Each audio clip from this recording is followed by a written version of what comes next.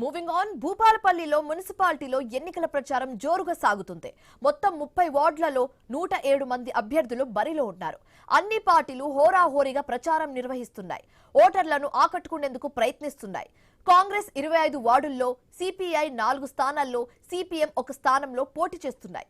BRS 30 వార్డులలో అభ్యర్థులను బరిలోకి దించింది. బీజేపీ 25 చోట్ల పోటీలో ఉంది. జనసేన 3 వార్డులో బరిలో నిలిచింది.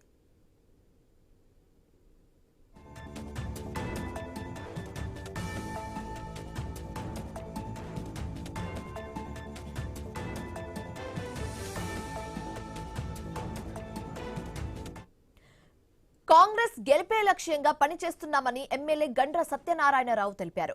కాంగ్రెస్ ప్రభుత్వం ఎన్నికల్లో ఇచ్చిన హామీలను నెరవేర్చకుండా ప్రజలను మోసం చేస్తుందని బీఆర్ఎస్ నేతలు విమర్శిస్తున్నారు.